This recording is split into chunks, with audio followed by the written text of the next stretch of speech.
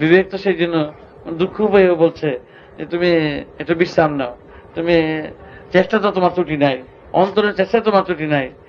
যেমন একজন দরিদ্র ভালো জিনিস, বাবা আসতে বাড়িতে ভালো জিনিস খাওয়াবে, তুমি পারতেছো না, এই যে আফসোস করছো, এই যে দুঃখ পাচ্ছ, তোমার পিতাকে জানাচ্ছ, তাতে তোমার পিতা তার চেয়ে বেশি তৃপ্তি পাচ্ছে, খাওয়ার চেয়েও বেশি তৃপ্তি পাচ্ছে তোমার আন্তরিকতার দিকে তাকিয়ে। সেই রকম তোমার আন্তরিকতা রয়েছে, তুমি দিতে চাও, করতে চাও, বুঝাতে চাও, কিন্তু এরা নিতে চাচ্ছে না। এরা যে কেন চাচ্ছে না, এরা ইচ্ছা থাকলেও মনে হয় চায় না, আর বললেও সেভাবে গ্রহণ করছে না।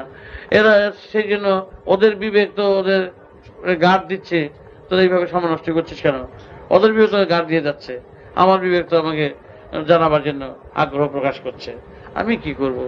শুধু আমাকে বলছে বিবেক তোমার চাঁদা থাকতো, তোমার কোনো ত্রুটি নাই।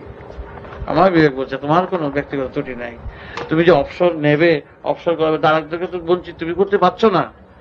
তোমার তো সেদিকেও তোমার খেয়াল আছে, তোমার ওদিকে খেয়াল আছে, এদিকে খেয়াল আছে, ওদিকে খেয়াল আছে, খেয়াল করে করেও তুমি যথাসাধ্য শারীরিক অসুস্থ নিয়ে, হ্যাঁ, কত অসুস্থ তুমি হয়ে পড়ছো, তা সত্ত্বেও তোমার আন্তরিকতার দিক থেকে বিবেক কোনো তোমাকে দায়ী করতে পারছে না। বিবেক তোমার উপরে খুব খুশি আছেন, সুপ্রসন্ন আছেন এর জন্য যে তুমি বিবেককে ফাঁকি দিচ্ছ।